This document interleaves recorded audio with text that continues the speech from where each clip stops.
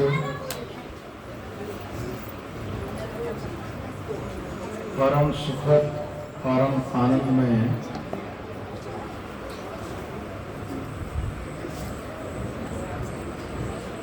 भगवान कृष्ण का एक मित्र है जिसका नाम है, जो सब जानते हैं। कृष्ण का मित्र कौन है? एक ही मित्र था कृष्ण। अर्जुन भी तो कहता है सकेत मत्वा प्रसवम जगुत्तम हे कृष्ण हे सकेत। अर्जुन भी भगवान कृष्ण का सखा है। और मित्रों के साथ कैसी मित्रता निभानी चाहिए ये भगवान से सीखना है। 9 प्रकार की भक्ति में एक ये भी भक्ति है, भगवान को अपना मित्र मानना।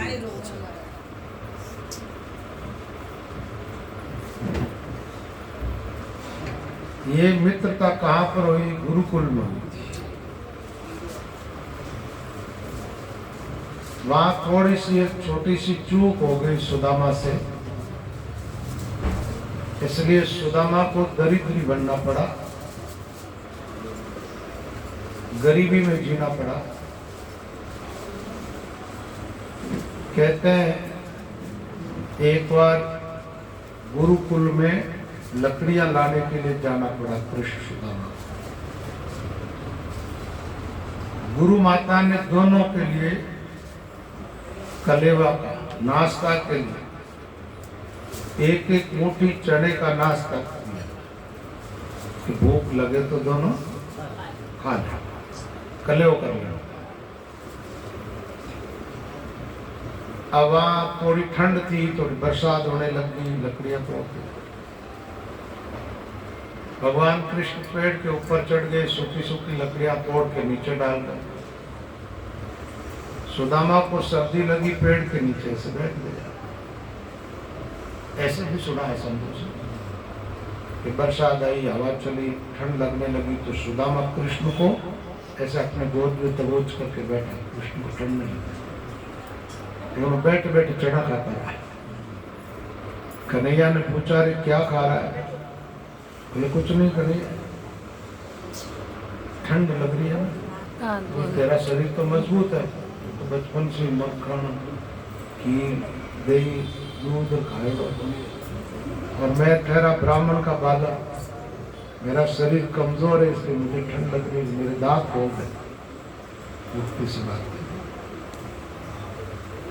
फिर जब भगवान ने कहा रे वो गुरु माता ने जो कलेवा के लिए नाश्ते के लिए चने दिए थे वो लाओ।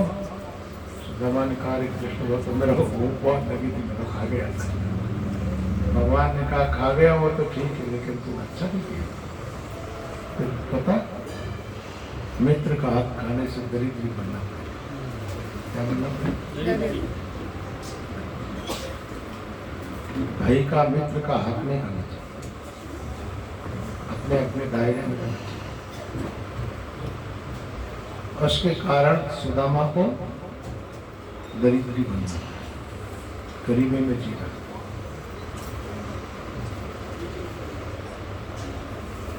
कहते हैं कि सुदामा का जब विवाह हो गया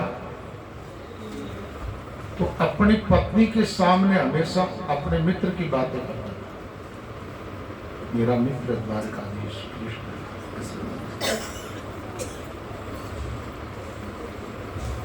भगवान ने देखा कि इनके जीवन में गरीबी तो है, लेकिन ये तो मांगने तो नहीं आए।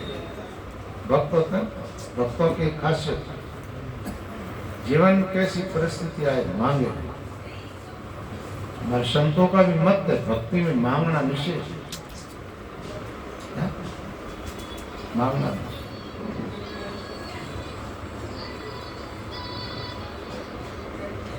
अच्छा मांगना भी है, मान लो भगवान से, तो भगवान से भगवान की भक्ति मांगनी चाहिए।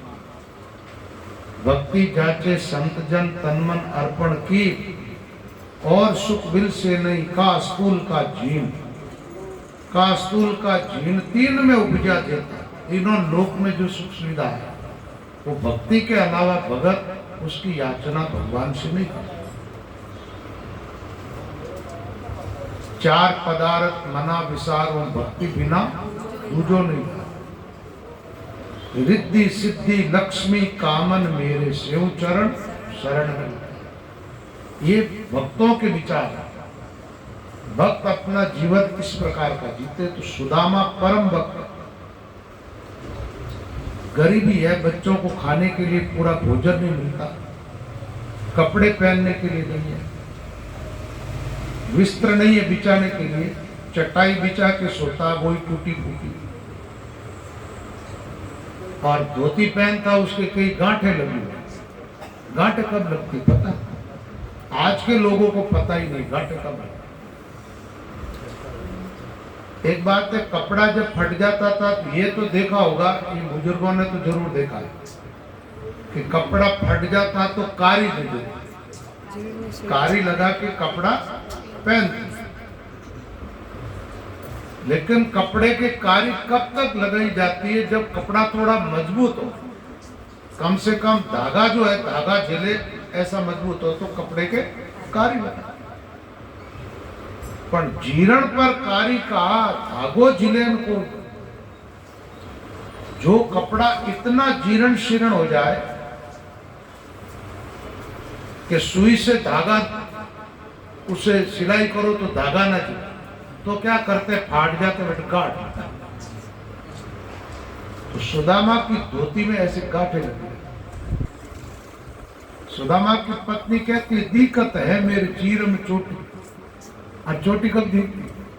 अब बार जो मामलो को नहीं हो कि ओ नहीं एड ओड जकार मैं नहीं दिखे, चीर फाट जा तो जन चीर रे मैं मातारा बाल दी। फिर भी मांगते नहीं। तो भगवान ने लीला की,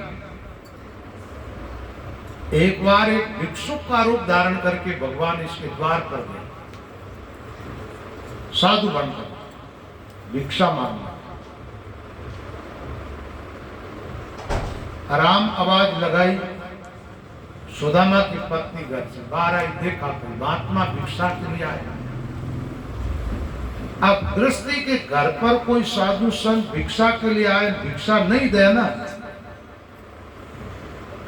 तो उस गृहस्थी का पूरा पुण्य वो भिक्षुक लेके जाता है और उसका कोई थोड़ा बहुत पाप हो तो वहां छोड़। और ऐसा भी संतों की वाणियों में आता है, किसी नगरी में मोहल्ले में कोई साधु निग्रही, जिसका कोई आश्रम नहीं, झोपड़ा नहीं, विरक्त महात्मा रहता, वो भूखा रहे आप भोजन करो, वो भी पाप करता है। फक्कड़ फाका सोरे कोई अन्न पावे भरपूर, तो हिंदू को गौ समान है, मुसलमान को सूर, ऐसा लिखा है। सुदामा की पत्नी ने उस भिक्षुक महात्मा को देखा, उनकी आंखों में आंसू आ गए। महात्मा ने कहा बहन क्या बात है? बोले महाराज मारे तो वो क्यों उत्तक और सो टाबर जन्म जाओ के लिए गर्जन बिन का क्या सोल और सुआ सुतक में कोई साधु संतान भोजन नहीं करा। महात्मा क्यों भाई लगा हुआ है, ऐसा कौन सा बच्चा वो कितने दिन का है भाई, मैं और कभी भिक्षा ना आऊंगा। बोले महाराज अब दिन का पता ही नहीं, मुझे तो ऐसा लगता है पूरे जीवन का है। बोले ऐसा तो कोई सुहास तो कुछ भी होता ही नहीं। 10 जन्म ज्यादा हो जाता, कितना? और 12 स्मरण, इसलिए 12वां का नहीं खाता है। तो मेवाड़ में सब लोग 13वें दिन भोजन कर लेना चाहिए, मना नहीं। 10 जन्म 12 स्मरण रजुशाला दिन 4। अब यहां पूरे जीवन वाली बात आई, तब उसने कहा मेरे यहां पर दरिद्रता रूपी बेटा जन्मा है। महाराज मैं आपको क्या कहूँ, क्या इसमें तो पानी का नाव कुछ है। तो महात्मा ने कहा रे तुम्हारे पति के, वो महात्मा नहीं थे, भगवान स्वयं महात्मा बनकर के आए प्रेरित करने के लिए, तुम मेरे पास आओ। भगवान का एक स्वभाव, भगवान की तरफ जाते उसकी मदद करते, नहीं तो नहीं करते। ये तो तुम्हारे हालत चलो, उनकी तरफ जाओगे तो दरिद्रता मिटेगी। भगवान ने कहा, पूछा कि तुम्हारे पति का कोई मित्र वगैरह नहीं है? अरे भाई तकलीफ के दिनों मित्र से सहयोग लिया जा सकता है, परिवार वालों से, भाई लोगों से, इस लोक का ऐसा रिवाज है। और मित्र है, भाई है, उनको सहयोग भी करना चाहिए एक दूसरे का। तब कहा मेरे पति के तो मित्र है, वो तो बहुत बड़े हैं। बोले कौन? बोले द्वारकाधीश भगवान कृष्ण। अरे उसकी तो पूरी नगरी सोने की है, और वहां तो हीरे पन्ने आदि माणक मोती ये रत्नों के ढेर लगे हुए, और तुम इतने दरिद्रता में जी रहे हो। तो तुम्हारे पति के मित्र को तुम्हारी ये गरीबी का पता नहीं है? बोले पता है, नहीं है, हमें तो पता नहीं। कि तुम गए नहीं बोलने, तो तुम अपने पति से बोल लो, कम से कम वो उनके मित्र से मिलकर आता। ऐसा कह के वो महात्मा चले गए। सुदामा घर पे आया तो सुदामा की पत्नी ने कहा, आप द्वारकाधीश के मित्र हैं और अपना ये हाल, अपने बच्चों को भर पेट के रोटी नहीं मिलती। और उनका पेट था ना, सुदामा की पत्नी का पेट के चिपका हुआ। पेट पीट के कब चिपकता है? नहीं मिलता है। तो सुदामा ने कहा, मित्र की तो याद मुझे भी बहुत आती है, कृष्ण का बहुत प्रेम है मेरे। बोले तो कम से कम आपको जाना चाहिए वहां और थोड़ी बहुत उनसे मदद ले लो। सुदामा कौन बंद कर लिए, मदद लेने की बात की।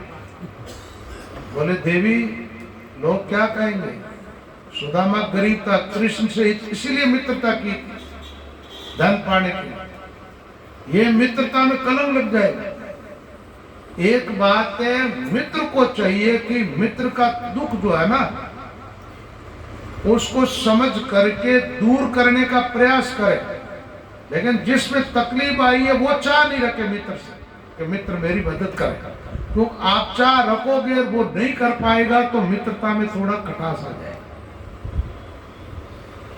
तो सुदामा ने कहा, मांगने के लिए मैं नहीं कह सकता। तो सुदामा की पत्नी ने कहा, मांगना मत, वो समझती है ये जाएंगे, इनकी ऐसी दशा देखेंगे तो वो तो परमात्मा है, कृष्ण जो है बड़े दयालु है, वो अपने आप बिना मांगे ही दे देंगे।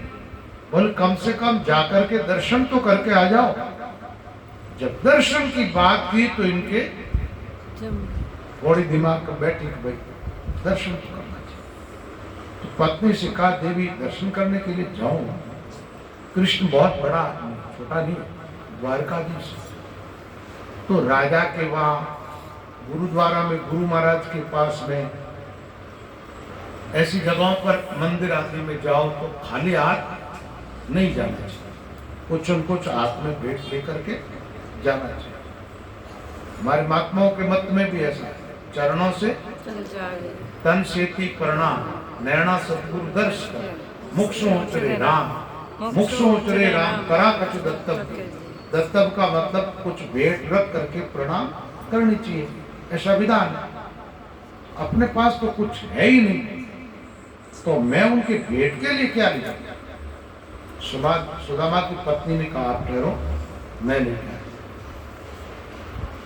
तो वो गई महाराज भिक्षा के लिए, तो 3 मुट्ठी चावल उसको मिले। अब वो 3 मुट्ठी चावल लाई ना घर घर से, तो वो 3 तरह के थे। इन चावलों को देख के ही वो समझ जाए कृष्ण के भी ये चावल भी इनके घर के नहीं। एक जीर्ण कपड़े में पोटली बांध करके सुदामा को दे दी। बोले ये आप लेकर के जाओ, ये भेंट। अरे वो द्वारकाधीश जो सोने की नगरी में रह रहा है, और उनके सामने में इतनी सी तुच्छ भेंट कैसे रोको? एक बात का ध्यान रखना, परिवार में, समाज में कहीं भी रहते हो, आप करोड़ों रुपए खर्च कर रहे हो और आपका ही कोई भाई, आपका कोई मित्र, उसकी उतना खर्चा करने की पहुंच नहीं है, वो थोड़ा सा भी करें तो उनका आदर करना चाहिए, स्वीकार करना चाहिए, तिरस्कार की दृष्टि से उनको नहीं देखना चाहिए। और धनाढ्य लोग है ना, उनसे ज्यादा उनकी तरह स्नेह की नजरों से देखना चाहिए। ये मानवता है। नहीं तो आजकल अलग ढंग का मामला है, ज्यादा पैसा वाला मिली, कोई पदाधिकारी भाई ज्यादा बाण धकीने लोगों को झुकाओ, बाने जावे जटी मान मिले, मान नहीं मिलता उसको दो, अमानी को मान, तो आप इंसान हो और ऐसे व्यवहार से आप पर भगवान कृपा करेंगे। दे दिया चावल, ले लिया सुदामा ने, पत्नी ने समझा दिया इसको तो कृष्ण बहुत प्रेम से स्वीकार करेगा, उनको वस्तु की चाह नहीं। एक बात है, भगवान ने कहा कि मैं अपने आप को देता हूं ना, तो जो मेरा भगत कुछ दे, भगत जो देता वो चीजें कुछ नहीं है, लेकिन मैं उनके बदले में अपने को दे दूं। क्या आप में से कई लोगों को ये श्लोक, पर आप से क्या उम्मीद रखो, आप ज्यादा गीता पाठी वगैरह शास्त्र अध्ययन करने वाले के दो के कोई है। पत्रम पुष्पम फलम तोयम, ये चार चीजों के नाम आए। पत्र यानी पत्ता, पत्रम पुष्पम फूल, पत्रम पुष्पम फलम तोयम, फल यानी फल कोई भी, और तो यानी जल। इनमें से कोई भी चीज मुझे मेरा भक्त प्रेम पूर्वक समर्पित करता है, मैं उसको ग्रहण कर लेता हूं और बदले में अपने आप को दे देता हूं। अब एक बात बताओ, जल क्या मायने रखता है? अब इसमें उदाहरण के तौर भी आप समझ सकते। द्रौपदी का एक पत्ता पाया पात्र में लगा हुआ, दुर्वासादि सब ऋषियों का पेट भर गया, हमारा बदहजमी होने लगी, कृपा कर दे, एक पत्ता पा। गजेंद्र ने एक पुष्प भगवान को समर्पित किया, ठाकुर ने अपना धाम दे दिया उसको। सबरी ने झूठे फल खिलाए, खा करके अपना परम पद दे दिया उसको। रंती देव ने जल समर्पित किया, भगवान को प्रकट हुए, भगवान अपने धाम में भेज दिया उसको। भाव का भूखा हूं मैं, भगवान क्या कहते हैं? मैं भाव का भूखा हूं, वस्तु का नहीं। सुदामा वो चावल लेकर के चला, ठहराव नहीं लेने का, चलना। बोलो राम। काले कथा 2 घंटा कर ली, सब लोगों की इच्छा है। सुबह की कोई टाइम है नहीं, 11 बजे से 10 बजे से 1 बजे तक। बाद में क्या है कि हवन वगैरह का कोई कार्यक्रम है, उस हिसाब से लेकर के चला। अब चलते चलते आगे किसी से पूछा कि भाई यहाँ से द्वारका कितनी? सुदामा कहाँ रहता था? पोरबंदर। और पोरबंदर से द्वारका पैदल चलने वाले, और वही शरीर कमजोर हो, उसके लिए तो दूर। किसी आदमी से पूछा भाई द्वारका कितनी दूर है? बोले क्यों पूछते हो ब्राह्मण देवता? बोले मैं जा रहा हूं इसलिए पूछ रहा हूं। बोले इस शरीर तो साहित्य पहुंचना, और शरीर तो पीछे ही रहे। थोड़ी देर के लिए सुदामा जी थोड़े से निराश हुए, इतनी दूर है द्वारका। इतने में ठाकुर खुद आ गए, कोई यात्री बनकर, और कहा ब्राह्मण देवता कहाँ जा रहे हो? बोले भाई द्वारका जा रहा हूँ। कितनी दूर? अरे ये रही, एक रात तो आपको रुकना पड़ेगा रास्ते, दूसरे दिन सुबह होते मैं उधर ही जा रहा हूँ, चलो। चलते चलते थोड़े से चले और सो गए रास्ते में।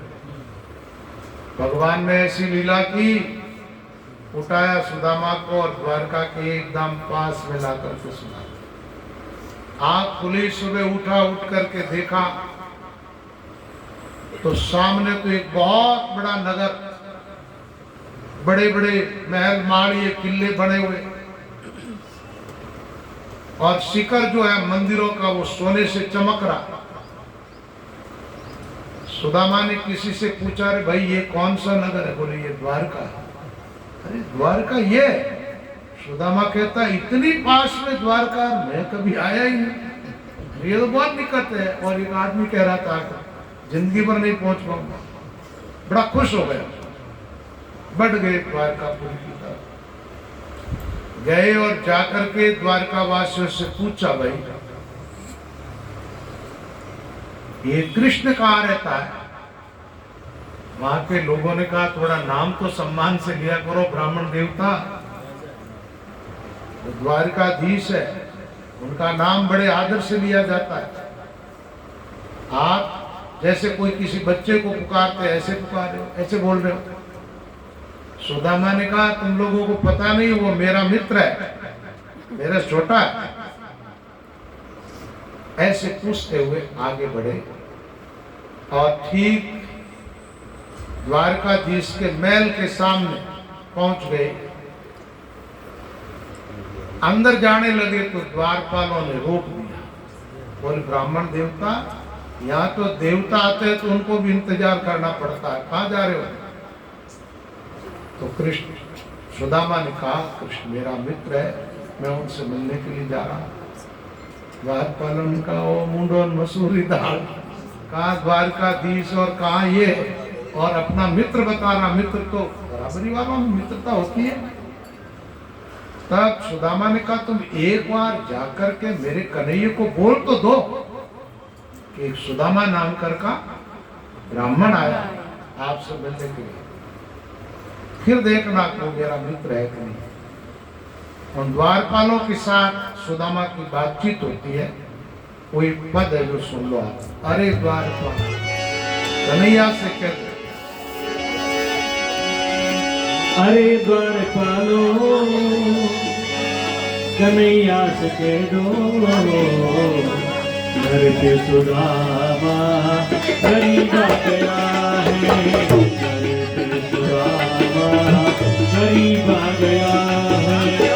अरे द्वारपालो कन्हैया से कह दो, अरे द्वारपालो कन्हैया से कह दो, घर पे सुदामा गरीब गया है, घर पे सुदामा गरीब गया है।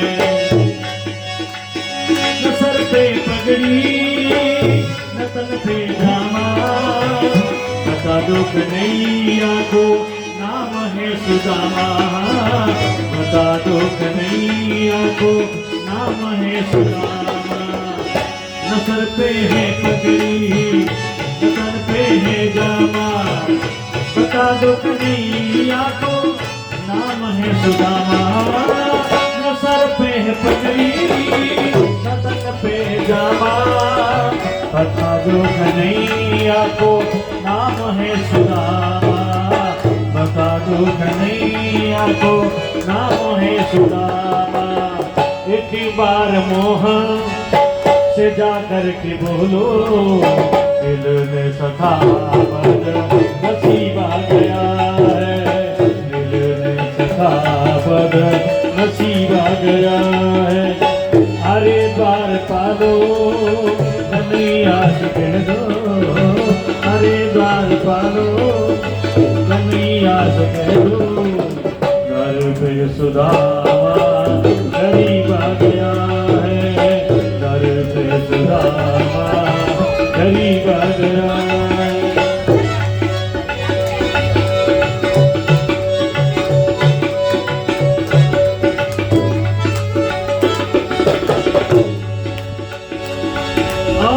सुनते ही दौड़े चले आए मोहन, लगाया गले से सुदामा को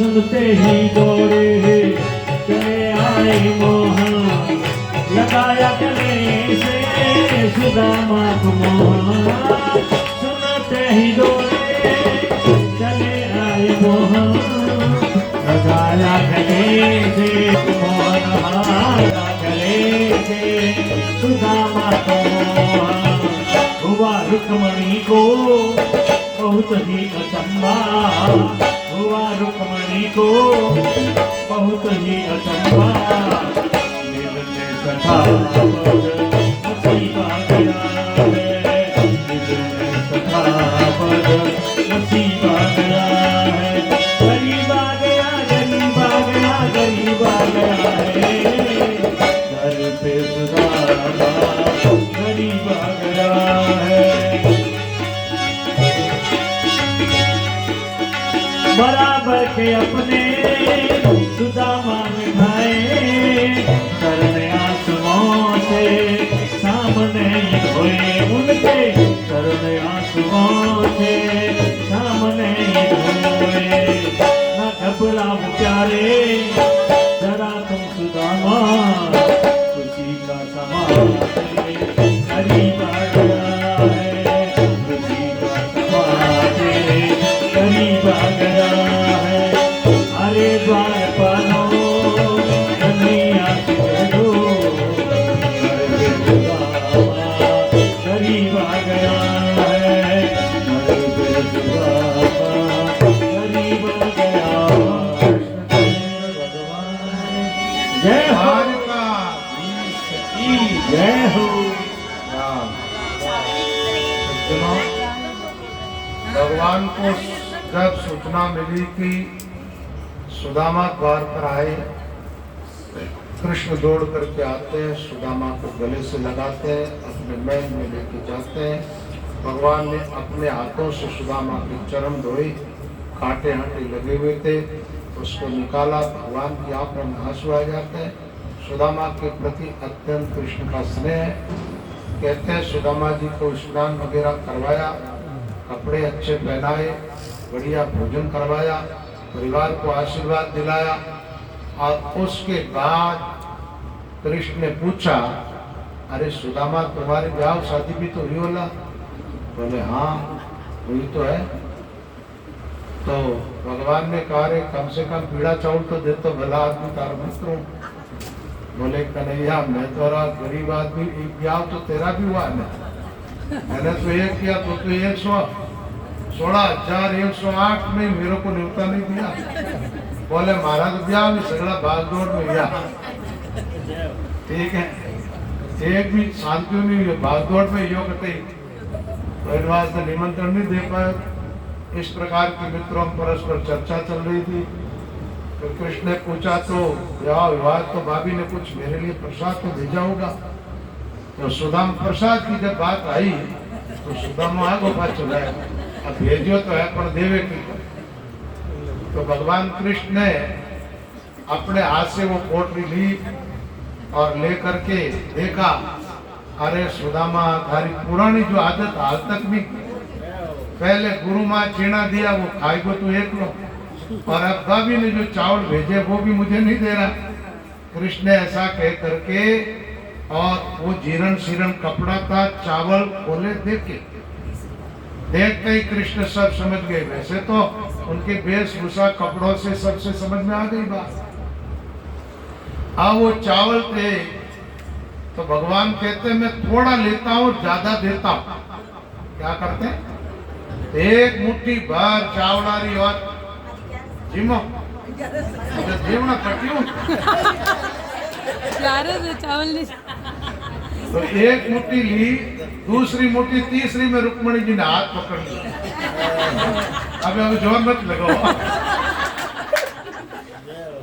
रुक्मणी जी ने हाथ पकड़ा बोले क्या कर रहे हो ठाकुर अरे दो मुट्ठी में इसको 2 लोग का मालिक बना दिया और तिजोरी खाओगे तो क्या सुदामा बनने की इच्छा है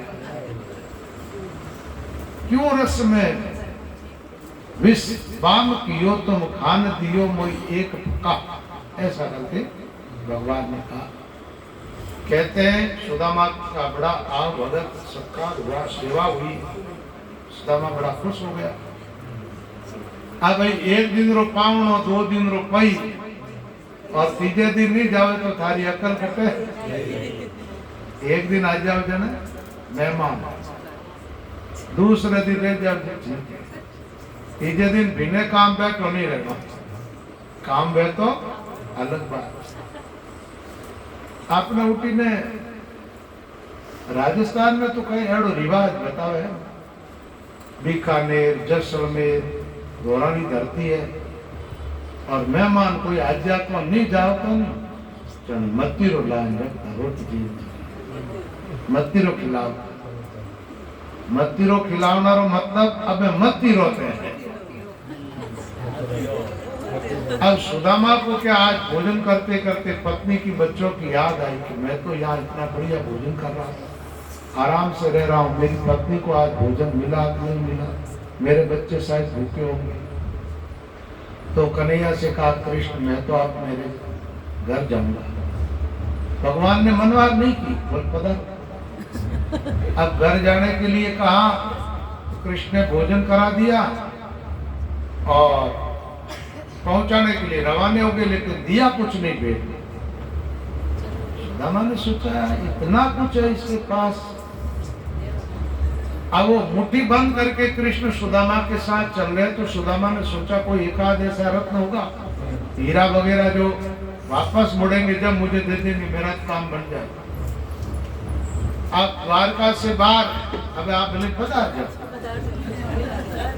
द्वारका से बाहर निकल करके भगवान कृष्ण ने तो वो मुट्ठी खोल दी, हाथ ऐसे कर दिया, बोली ये रास्ता तेरे पोरबंदर जाता है, सुदामा तू चला जा।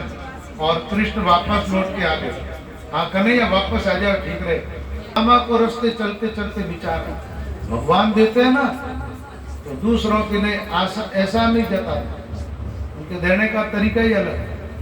आपको बहुत कुछ दिया बिना मांगे, आपका तो ख्याल ही नहीं जाता होगा। एक बात बताओ, आदमी अंधा हो तो ठीक है, आंख वाला, आंख से दुनिया देखना अच्छा लगता है ना, लगता है। ये आंख किसने दी? एक आदमी बहरा होता है, एक कान वाला होता है। बहरा ठीक है, कान वाला, कान किसने दिए? दिमागदार आदमी ठीक होता है, दिमाग है, दिमाग किसका दिया हुआ है? अच्छा पंगुला आदमी ठीक होता है, पैर वाला, पैर किसका दिया हुआ है? बहुत कुछ दिया है, ऐसा हम कभी नहीं जताएगा।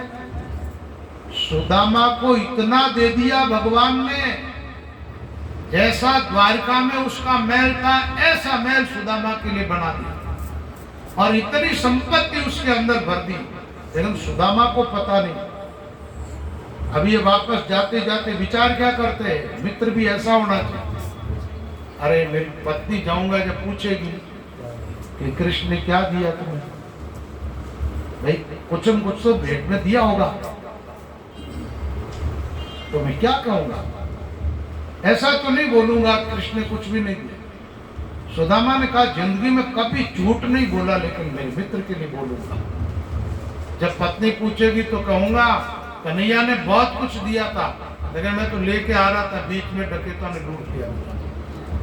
अपने भाग्य में धन नहीं लिखा हो, लेकिन मेरे कान्हा की, मेरे मित्र की बोरी नहीं लगी। ऐसा विचार करते हुए सुदामा चल रहा है और जैसे ही अपने नगर में पहुंचा, जाकर के देखा तो जहाँ झोपड़ी थी वहां झरोके झुकाए। सुदामा ने विचार किया, अरे गए तो थे कुछ लाने के लिए, लेकिन हाँ वही गम, पता नहीं यहाँ तो कोई धनाढ़ व्यक्ति ने आकर के अपना महल बना लिया। मेरी झोपड़ी कहाँ गई, अब मेरे बच्चे कहाँ रहते होंगे, मेरी पत्नी कहाँ रहती होगी। ऐसे वो चिंता करने लगे, इधर उधर देखने लगे। उसकी पत्नी ने झरोके से देखा अपनी सखियों के साथ खड़ी होकर। एक बात है, भगवान ने धन ही नहीं दिया, दास दास ये सब कुछ राजशाही ठाट, हाथी घोड़े सब वापर। सुदामा की पत्नी सुदामा के स्वागत के लिए सामने आती है, तो सुदामा ने देखा इस पर भी किसी धनाढ़ आदमी की कोई नजर पड़ गई, क्या बात है। हमारा वो तो आभूषणों से गहनों से लथपथ और बढ़िया से बढ़िया कपड़े पहने हुए, 2-4 दिन भोजन भी चौक करता ही रौनक आवे चेहरा बात। सुदामा की पत्नी ने कहा आप घबराओ मत, मैं आपकी पत्नी हूं। आप जैसे द्वारका जी गए और ये द्वारकाधीश की दी हुई माया, उन्होंने ये महल बनवाया, उन्होंने धन दिया, ये सब कुछ उनका दिया हुआ। सुदामा ने कहा रे वारी कन्हैया, तेरी लीला को तो कोई नहीं समझ सकता। तू देता है तो इस ढंग से देता है, कहते हैं ना देते छप्पर फाड़ के, लेकिन देते कैसे जो बताते नहीं। आदमी तो कोई दया तो 10 बार सुना दे। भगवान की महिमा बड़ी अनूठी। अब सुदामा घर पे आया और कन्हैया से प्रार्थना करने लगा, रे कृष्ण ये दौलत दी वो तो ठीक है, लेकिन ये कृपा और करना कि अब इसमें मैं तुझे भूल न जाऊं। संपत्ति को प्रसाद मानो भगवान का, भगवान को भूल करके संपत्ति का उपभोग मत करो, भगवान को याद रखो। तो सुदामा हमेशा यही प्रार्थना करता, प्रभु मैं आपको भूलो नहीं। उसका तो वही दिनचर्या, वही पाठ पूजा धर्म ध्यान भजन साधन, और नहीं तो संसारियों का हाल कैसा। एक बार क्या हुआ, एक महात्मा जी थे, जकागन एक भाई जाओ तो रोज जाओ तो जने वो क्यों बाप जी घर में थोड़ी तंगाई है, महाराज कोई करियो एक ठीकरी जकी माते एक लाइन है तो 1 रुपये तन रोज मिले। अब 1 रुपये मिलने लगो तो वो एक दिन छोड़ दे, एक दिन आ थोड़ा दिनों के बाद 1 रुपये चले को नहीं, एक दिन ही लगा दो महाराज लगा दी। अब लगा दी तो 1 दिन मेरी जगह 2 दिन छोड़ना, थोड़ा दिन यार बड़े के बाद 1 बिंदी और लगा दो, 10 रहो, 1 बिंदी और 1000, थोड़ा रुपया हुआ ब्याह हो महीना भरी पहुंचो। महाराज क्यों रे आवी को आजकल इतना दिन है भाई, बोल बाप जी मार ब्याह शादी होगी, अभी थोड़ा दृष्टि काम ज्यादा हो गया। ठीक है भाई, अब ब्याह शादी हुई, टाबर चोर हुआ, जन बिंदी एक और लगवाओ महाराज को, 1000 मिलता 10,000 मिलता, लाख रुपया मिलन ढूका तो वो तो 12 महीना तक नहीं दियो, 12 महीना पच्चीस बड़े बिंदी लगाने वास्ते 1 जीरो और लगा। महाराज कहीं करिए ऊपरों अंक हो जगह मिटा दिए, अब अंक मिटाया बच्चे 5 कटा आएगा, क्यों कि संपत्ति मिलती गई, जो महाराज गुरु महाराज दूर होता गया। ऐसी संपत्ति और सत्ता में आकर के आदमी ईश्वर से दूर जाता है।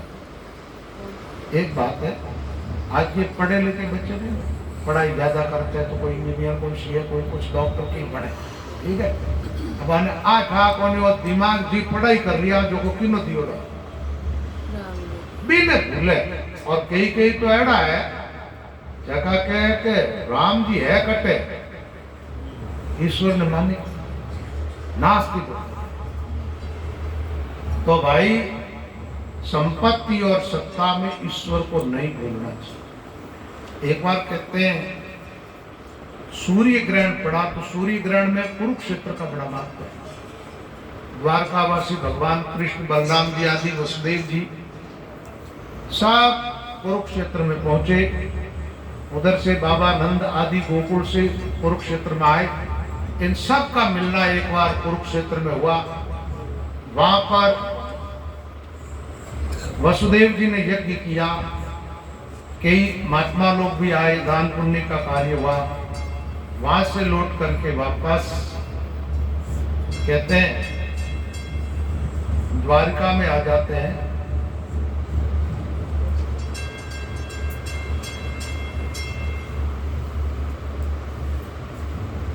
वसुदेव जी ने एक बार भगवान कृष्ण से कहा, कृष्ण तुम मनुष्य नहीं हो, मेरे बेटे नहीं हो, तुम भगवान। तब भगवान ने कहा मैं ही नहीं, सारा संसार ही भगवत स्वरूप है। भगवान की लीला, उनका बोलने का लहजा जो है वो अलग ढंग का है। एक बार मिथिलापुरी में गए भगवान, एक राजा और एक ब्राह्मण, दो भगत थे। बहुलाश्व कर का राजा भगवान का भगत था, श्रुतदेव कर का एक ब्राह्मण। उसके बाद भगवान गए तो उस समय दो रूप बनाए, दोनों के घर एक साथ पहुंचे। राजा ने और ब्राह्मण देवता ने कृष्ण का तो स्वागत किया, उनके साथ संत थे, उनका आदर नहीं किया। तो भगवान ने उपदेश दिया उनको कि भाई मुझे तो मेरे भक्त जो है मुझसे अपने आप से ज्यादा प्रिय है, इसलिए मेरे भक्तों का आदर होना चाहिए। इस प्रकार मिथिलापुरी से वापस कृष्ण द्वारका आते हैं। एक बार ऋषियों में ऐसी परस्पर महात्मा लोगों में चर्चा चली गई, ब्रह्मा विष्णु महेश ये तीन देवता है। वैसे तो अपने यहाँ पर सनातन धर्म में पंच देवों की पूजा होती है। कितने? 5। लेकिन उसमें प्रमुख रूप से ब्रह्मा विष्णु महेश है। तो कहा इनमें तीनों में उपासना किसकी करनी चाहिए, महान कौन है? तो भृगुआस्ति ऋषियों ने कहा इनकी परीक्षा होनी चाहिए, जो परीक्षा में पास होगा वो मान। अब परीक्षा कौन करे? भगवान की। भृगु जी ने कहा ये काम मुझे सौंपो। भृगु किसके बेटे है? भृगु ऋषि बेटे किसके पता है? अभी सुना है, बता, मैंने पढ़ा, आप लोग याद करो। ब्रह्मा जी। भृगु किसके बेटे हैं? हाँ। तो भृगु जी परीक्षा लेने के लिए गए, पहले कैलाश गए। भृगु जी को आते हुए देख करके भगवान शिव उठ के खड़े हो गए, बड़े खुश हुए, मिलना चाहते। आगे बढ़े तो एकदम भृगु जी खड़े हो गए, कहा दूर दूर दूर, भूतनाथ दूर, मुर्दों की राख लगाते हो, कुछ ब्राह्मण से मिलने चाहते हो? तो गले में मुर्दों की खोपड़ियां, शरीर पर मुर्दों की राख, कहां मैं और कहां तुम? शिव जी ने कहा मैं इसका आदर कर रहा हूं और ये मेरा अनादर कर रहा है। भगवान शंकर को गुस्सा आया, त्रिशूल उठा रहे थे, तब तक भृगु जी वहां से चले जाते। बोले बाबा जी को, इनको तो गुस्सा आता है, तमोगुण, क्रोध आ रहा। आगे बढ़े, किए ब्रह्मा जी के पास। अब ब्रह्मा जी पिता है, गए और जाकर के ठोंठ के नहीं उभे, खड़े रह गए। ब्रह्मा जी का भी अनादर कर रहा। अरे भाई बेटा है तो बाप को धोख देनी चाहिए। अभी के नहीं, कलयुग तो था नहीं, और वो तो सृष्टि के आदि में उत्पन्न हुए हुए हैं। आप भी सबको चाहिए कि अपने बच्चों को, और कुछ भी नहीं तो बचपन से ही कम से कम बड़ों को प्रणाम नमस्कार कराने की आदत डालो। उससे लाभ होता, आशीर्वाद मिलता है, विनम्रता के भाव आते हैं।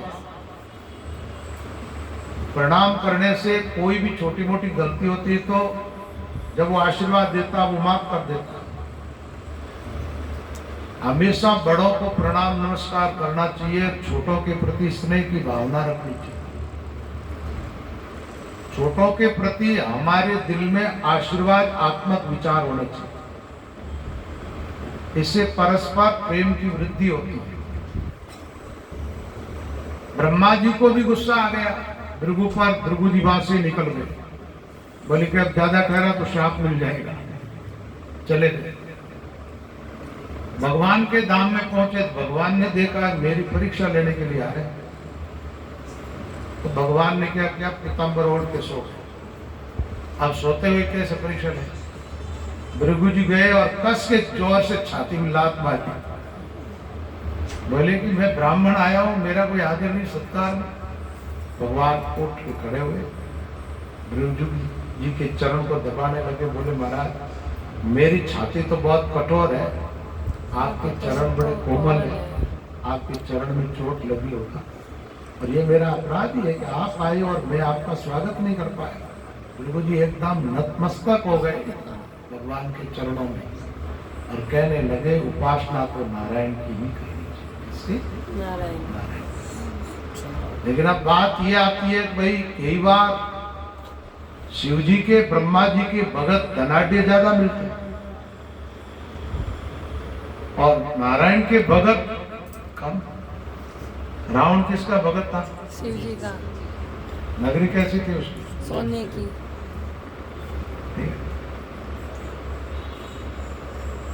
तो एक तो ये देवता दूसरे नारायण के अलावा जल्दी थोड़े खुश हो जाते, राजी हो जाते, लेकिन ये देते उसकी सीमा होती है। नारायण जो देता है ना वो असीम होता है।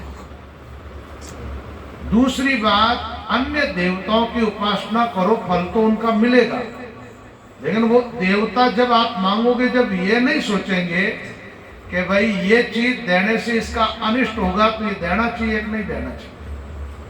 ये भगवान विष्णु अपने भक्तों को देते हैं ना, तो उनको देने से सामने भगत का अनिष्ट होने वाला है तो थोड़ी देर भक्त तड़पेगा लेकिन वो देंगे नहीं, और जिसमें भगत का हित होगा वो चीज देंगे। नारद जी मन में आई ब्याह भगवान की और स्वतंत्र है हो रे राम राम करे ब्याह कर कई कर। और अब पहले अहंकार आयो, शिव जी के सामने अहंकार करे जान मैं काम में जीत लिया, ऐसा कर लिया, ऐसा कर ये करे ना। एक श्लोक सुनो भाव कुछ अर्थ तो कहिए थोड़ा तुम्हें बताए दो। दंभो दर्पो अभिमानश्च क्रोध पारुष्यमेव च अज्ञानम च विजातस्य पार्थ संपद मासुरी। ये मैं पढ़ा आ जाता ना, दंभ दर्प अभिमान क्रोध कटुवाक्य ये सब आसुरी प्रवृत्ति, तब समझ लो आदमी खत्म होने वाला। और अहंकार किसके सामने जाता? शिव जी। शिव जी ने कहा एक काम कर, तू मने क्यों जो चौक पर भगवान के सामने एक बात मत करना। नारी तो देख क्यों नहीं करूं, मारी तो इतनी में मारो मान रही, शिव जी रो मान कम है। इन वास्ते शिव जी हकरी सलाह भी ऊंधी लागे, बुद्धि विपरीत हो जाएगा। जाको प्रभु दारुण दुख दे ताकि मति सर्वार्थान विपरीताश्च, बुद्धि उल्टी हो जाती है।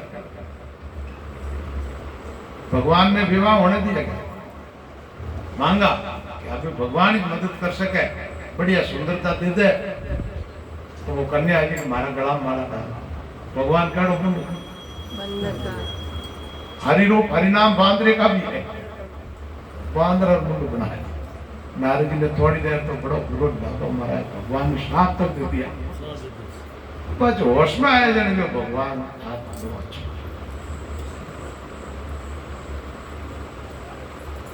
इसलिए देवता जितना छोटा होगा उतना जल्दी खुश होगा। भूत प्रेतों की सिद्धियां करते नहीं लोग, दुनिया को टोटका चमत्कार दिखाते, 3 दिन में राजी हो जाए। लेकिन आदमी जितना बड़ा हो, एक चौराहे पर कोई सिपाही खड़ा है, गाड़ी रोक दी और पे खिलाए तो निकाल, ठीक है। एसपी और पे राजी है, जो आप ऊपर जाओगे त्यों एक बार क्या हुआ, एक मृकासुर नाम का दैत्य था, पार्वती जी को देखा, विचार किया पार्वती बहुत सुंदर, ये शंकर भगवान तो वैसे ही रहते हैं, अब मने मिल ली कल्की कर मिली, बोले शिव जी वरदान ले ले, कबाड़ा देख नारी जी ने उन्हें तप करना रोका बताया। वो ऐसी तपस्या करी मारा अपने शरीर में मांस काट काट ना हो, शिव जी खुश हो गए। अरे बोले एक तो परिश्रम का है तो करे, हमारे तो एक लोटो भरी पानी चढ़ा हुआ तो राजी हो, वरदान मांग ले। बोले मैंने एड़ो कड़ो पहराए तो एक जो जिन्हें माता हाथ रखन गऊ भस्म वो भस्म हो जाए, शिव ने दे दिया वरदान को। अब वो कड़ो लेन हाथ आगे बढ़ाई, शंकर जी क्या ही करे, बोले परीक्षा लो। की कर कहीं ये मामला, तो परीक्षा लड़ने के लिए मैं ही मिला गया। अब महाराज आगे आगे शंकर जी और पीछे पीछे प्रकाश। दौड़ते दौड़ते शंकर जी हैरान हो गए, अब खुद का ही किया हुआ काम है। अब शिव जी के भी आराध्य देव कौन है? नारायण। भगवान को पुकारा शंकर जी ने, और भगवान ने ब्रह्मचारी का रूप धारण। कई लोग तो दंत कथा में तो ऐसे बोलते हैं पार्वती का रूप, वो नहीं है। भागवत में ब्रह्मचारी का रूप धारण करके भगवान रास्ते में, और उसे पूछा, अरे दैत्यराज कहाँ भागे जा रहे हो, पसीना हो रहा है ऐसी धूप में, दौड़ते हुए कहाँ जा रहे हो? बोले शंकर जी है, इनके पीछे भाग रहा हूँ, इनको खत्म करूंगा। क्यों? बोले पार्वती के साथ में विवाह करूंगा।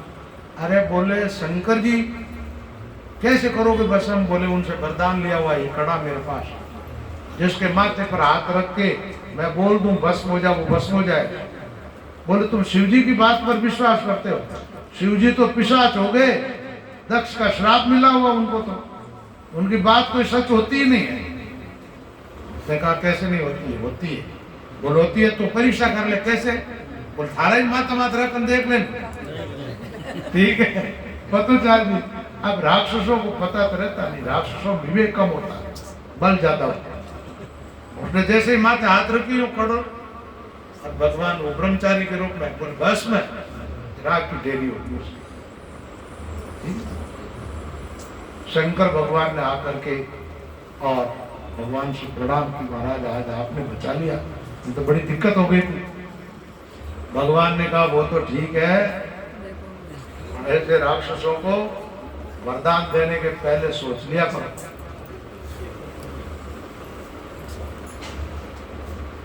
इस प्रकार का ये प्रसंग है। एक द्वारिका में और लीला है। एक ब्राह्मण था जिसके बच्चे जन्मते ही मर जाते। एक बार ब्राह्मण का बच्चा मर गया तो भगवान कृष्ण के द्वार पर ला करके बच्चे को लिटा दिया। वो ब्राह्मण रोने लगा, रोता रोता गालियां बकता था कि इन क्षत्रियों के पाप के कारण ही तो प्रजा दुखी होती है, और इन लोगों के अपराध के कारण मेरे बच्चे मर रहे हैं, मेरे बच्चों को कोई रक्षा नहीं कर रहा। अर्जुन ने देख लिया, अर्जुन वही था। अर्जुन ने कहा क्या बात है ब्राह्मण देवता? तो कहा ये ऐसी ऐसी बात है, मेरे बच्चे जन्मते ही मर जाते हैं। अर्जुन ने कहा मैं तुम्हारे बच्चे की रक्षा करूंगा, अब की बार तेरा बच्चा जन्मने वाला हो ना तब मुझे याद। बोले जब कृष्ण बलराम जी आदि नहीं कर पाए तुम कैसे? अरे मैं गांडीव धनुषधारी अर्जुन हूं। ऐसा अर्जुन ने थोड़ा गर्भ में आकर के कहा। और ठीक वो समय आया, दोबारा जब बच्चा हुआ, अर्जुन ने क्या किया, उस घर को बाणों से ऐसा पिंजरा टाइप बना दिया जिसके अंदर कोई प्रवेश नहीं कर। अब की बार बच्चा ने जन्म लिया, और जन्म लेते ही वो मरा क्या, वो तो शरीर से ही गायब हो गया। अब वो ब्राह्मण अर्जुन को गालियां बकने लगा, मैंने इस नपुंसक की बात पर भरोसा कर लिया, ये मेरे बच्चे को बचा नहीं पाया।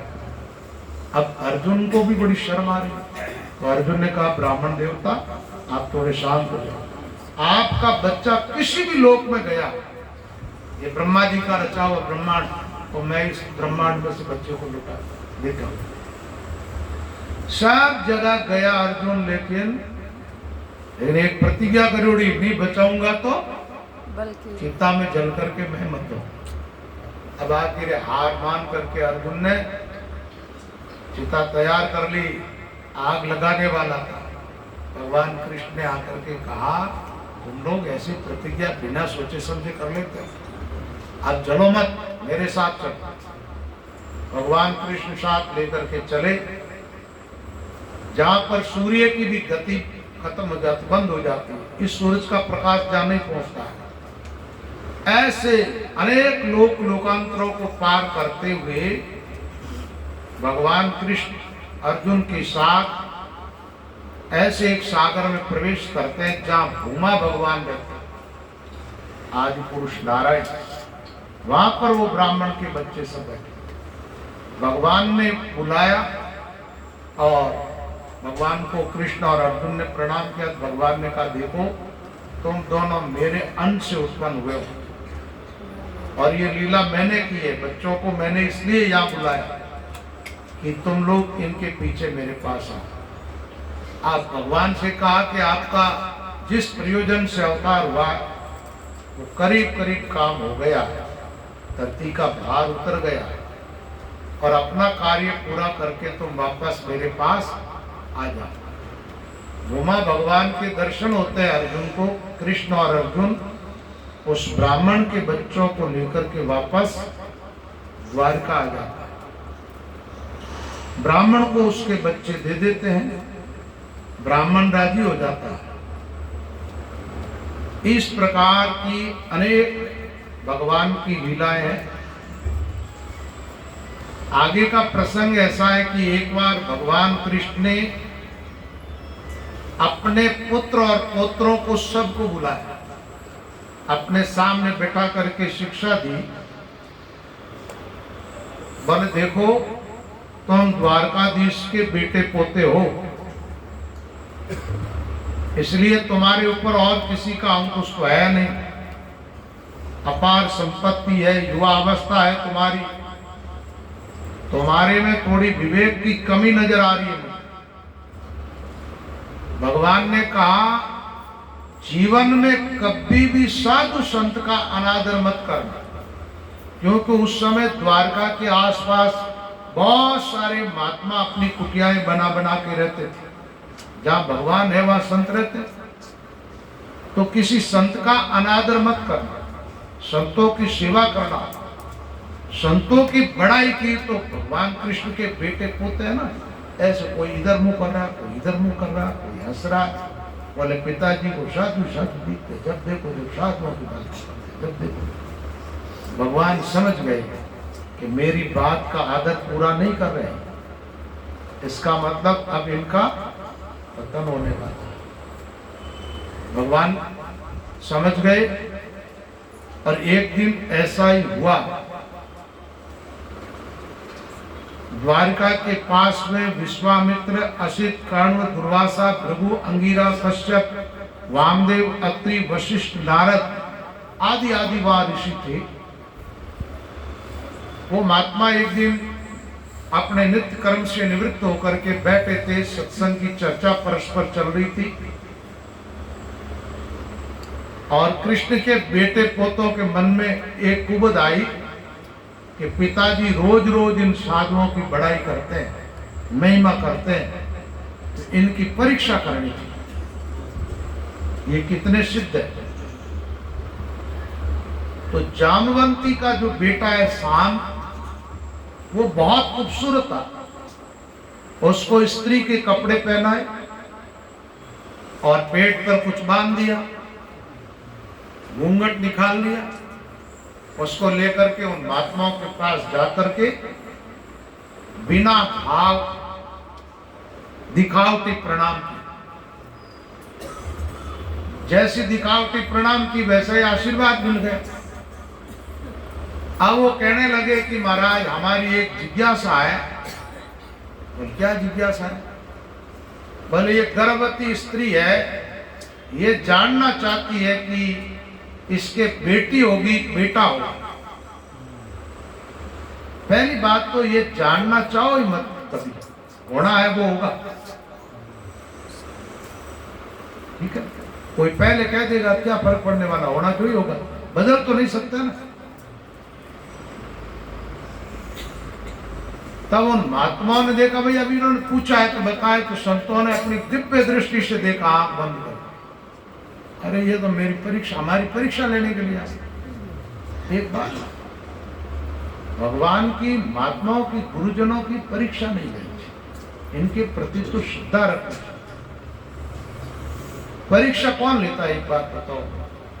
बच्चों की परीक्षा लेता है तो जो मास्टर परीक्षा लेता है, बच्चे मास्टर की परीक्षा लेते हैं, मास्टर लेते हैं। तो गुरुजन चेलों की परीक्षा ले यहां तक तो ठीक है,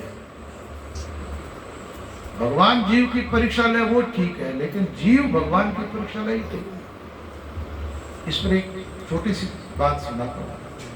एक बार क्या हुआ, एक महिला थी जो जंगल में कोई लकड़ियां लाने के लिए गई तो पहाड़ी पर चढ़ गई थी। एक तरफ तो एकदम नीचे खाई और एक ही रास्ता था उधर जाने का। उधर से एक कोई लंपट व्यक्ति आ रहा, वो उसके भावों को समझ गई कि भाई ये हमें लूटने के लिए आ रहा है। उसने कहा कि अब अपने आप को कैसे बचाए, इधर तो जा नहीं सकते, इधर खाई। उसने कहा अपने सतीत्व को बचाना चाहिए, जीवन जाएगा तो जाएगा। भगवान का नाम लिया, हे राम तुम रक्षा करो, कूद गई। भगवान ने ऐसी रक्षा की, कहीं चोट नहीं आई उसे, रक्षा हो गई। वहां पूरा विश्वास है, विश्वास के साथ नाम लेकर के कूद गई तो भगवान ने रक्षा, घर आ गई। 4-6 महीने के बाद वहीं गई, जाकर के कहा रे मैं यहाँ खड़ी थी, यहाँ वो आदमी आ रहा था, मैं राम का नाम लेके कूद गई, मेरे कोई चोट नहीं लगी। चलो आज तक राम का नाम लेके कूदती हूँ तो क्या होता है, रक्षा होती है। अब आज राम कह करके कूदी, महाराज हाड़ का भागा, पग भागा, घुटना भागा, बुरी तरह से शरीर पूरा क्षतिग्रस्त। ये क्यों हुआ? उस दिन आरत भाव से विश्वास के साथ छलांग लगाई थी और आज भगवान की परीक्षा लेने की, भगवान के परीक्षा में निकट पास होना। भीष्म जी ने किया कि मैं एक बाप लोग तो नहीं लू, हाथ में शस्त्र नहीं उठा, शस्त्र उठा लिया। भीष्म पिता माने कहा तू कितना बाप रहा, संख्या ही कोई, हर अवतार में अलग बाप है। तो भगवान ऐसी करवाए, इसलिए भगवान की कभी परीक्षा नहीं, साधु संतों की परीक्षा न लो, श्रद्धा रखो, भावना रखो, निष्ठा रखो, उससे लाभ होगा। महात्माओं ने देखा ये तो हमारी परीक्षा लेने के लिए आए, मजाक उड़ा रहे, और कृष्ण के बेटे पोते भगवान के ऋषियों ने शाप दे दिया, बोले न कोई छोरी वेला न छोरो, एरा पेट को एक मूसर पैदा हुई जो ताना कुल्लो नाश कर, शाप खुल गया। अब ये घबराए, पहुंचे उग्रसेन महाराज के पास के, बोले हमारे से तो ऐसी भूल हो गई, ऋषियों ने शाप दे दिया। बोले जल्दी जल्दी खोलो। वो कपड़े खोले, देखे तो उस कपड़ों के नीचे निकला एक मूसर लोहे का पिंड। अब इसका क्या करें? बोले इसको घिसो। अब उसको घिस घिस करके पानी में डाल दिया, छोटा सा टुकड़ा रहा उसको भी समुद्र में फेंक दिया। वो एक मच्छी ने निगल लिया, मच्छी को एक मछुआरे ने पकड़ा, उसने वो टुकड़ा मिला, वो बाण की नोक जगह लगा, वो आगे जाकर के लगे। तो यहाँ विष्णु के परिवार को श्राप मिल गया। इधर अब परिवार को श्राप मिला तो पूरे परिवार में थोड़ी चिंता तो हुई, देवकी और वसुदेव जी को भी थोड़ी चिंता हुई। नारद जी महाराज पधारे, कहीं भी थोड़ी बहुत परेशानी और साधु संतों का आगमन हो जाए ना तो थोड़ा कुछ लाभ हो जाता है। वसुदेव जी ने नारद जी का बड़ा सत्कार किया। वसुदेव जी ने भक्ति के विषय में प्रश्न किया, महाराज जिंदगी तो ऐसे ही चली गई। तो नारद जी एक बार तो मुस्कुराए, बोले जिनके यहाँ स्वयं परमात्मा है, बेटा बनकर के आया, वो भी इस ढंग से उदास हो रहे। तो अति निकटता में कोई रहे ना, अति निकटता अनादर कारण है। कई बार चमत्कार, लेकिन भगवान की माया ऐसी है कि फिर कृष्ण को ये बेटा मान लिया। ये कहावत है, गांव गुरु काकड़ तीरथ पीड़ा आगे देव, आती नारी कदरनी सत बाके से देव। एवं मारवाड़ में संत हुआ, नागौर जिला, कृष्णदास जी नाम है। कृष्णदास जी महाराज बड़े उच्च कोटि के संत। मेहरबान कोई पूछियो कि बाप जी इन गांव में आप विराजो और लोग राम राम भी करे, इन गांव रा कितना लोगों रो कल्याण वे, कितना लोग ये लोगों ने आदत में पूछ ले कृष्णदास जी महाराज के भाई ये गांव रो सगड़ा लोगों रो कल्याण सब मुक्त हो आत्मा, लेकिन दो आत्माएं नरक में जाए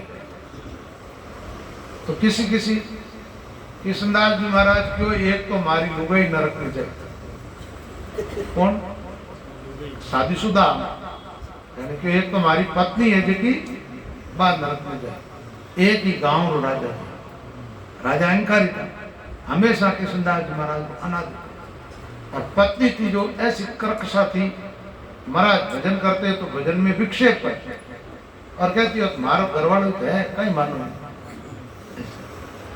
तो अति निकटता में रहने के कारण कई बार अनादर होता, दूर से कई बार भाई भाइयों में आपस में नहीं मिले तो भले अलग अलग हो जाओ, अलग अलग हो, थोड़ा प्रेम प्रेम बढ़े वो काम करना चाहिए। भेड़े रहने से बढ़ता है भेड़ा रहो, नहरा भेड़ों बढ़े तो नहरा रहो, प्रेम की वृद्धि होनी चाहिए। तो वसुदेव जी के वहां पर नारद जी आए, नारद जी का सत्कार किया, नारद जी से उन्होंने पूछा, तो नारद जी ने कहा देखो आत्मोद्धार के लिए सर्वोपरि जो साधन है वो तो है भगवान की भक्ति। तो नारद जी महाराज संत पधारी आ तो बढ़िया संत और भजन गाई दो, अब आप अपने नेड़ा आएगा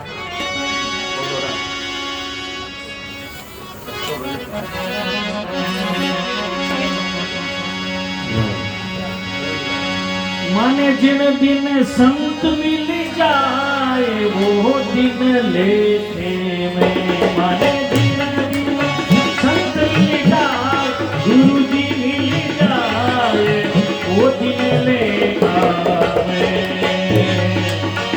लेखा में जी गिनती में वो, लेखा में वो गिनती में, माने जिन दिन, माने जिन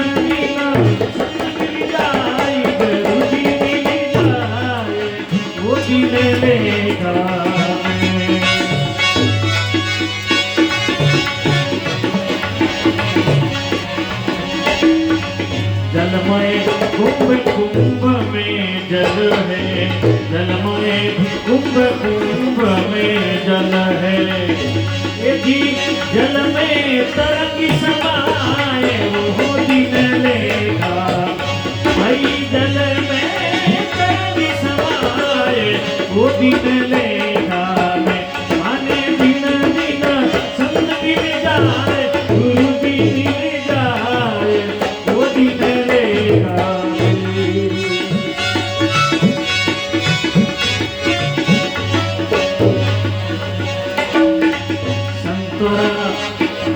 संतोरा चरण कमल की रज हो, संतोरा चरण कमल की रज हो, चरण कमल की पिटाए वो दिन लेगा, आई चरण कमल की पिटाए वो दिन लेगा, माने दिन संत मिल जाए गुरु जी मिल जाए वो दिन लेगा में, लेखा में जी गिनती में हो, लेखा लेगा में,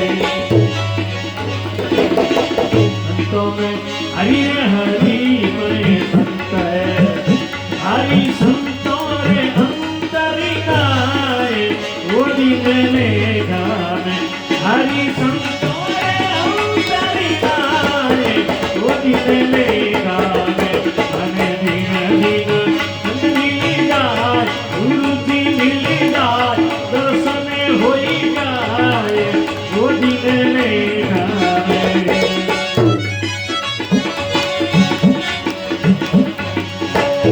रविदास संतोरी ऐसी महिमा, रविदास संतोरी ऐसी महिमा, हरा कोटि करम कति गाए वो दिन लेखा में, कोटि विजय जाए वो दिन लेखा में, हरे दिन दिन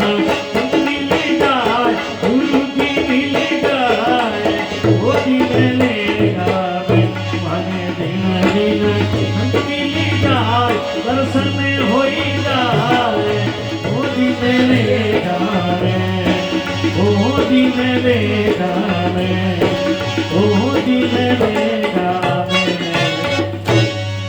बोल कृष्ण कन्हैया लाल की जय हो। तो सज्जनों, वसुदेव जी ने नारद जी की प्रशंसा की। महाराज, वैसे तो आपके दर्शन मात्र से ही मैं कृतार्थ हो गया हूँ, उसके बावजूद भी जीवों के कल्याण के लिए भागवत धर्म की बड़ी प्रशंसा हमने सुनी है। तो आप कृपा करके हमें उस भागवत धर्म का उपदेश करें।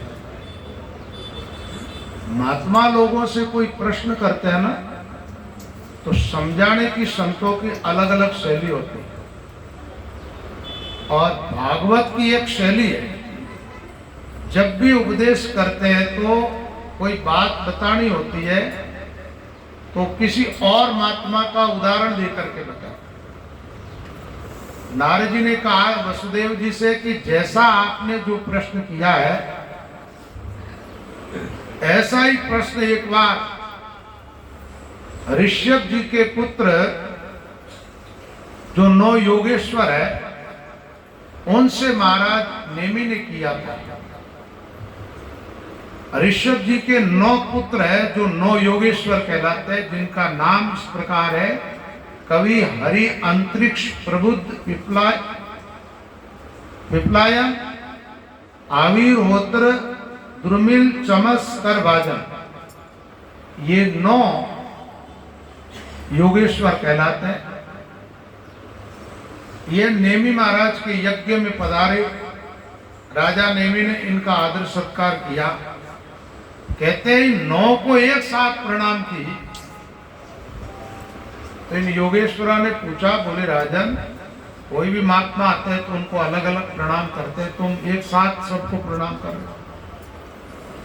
राजा ने कहा, देखो महाराज, जीवन का कोई भरोसा नहीं।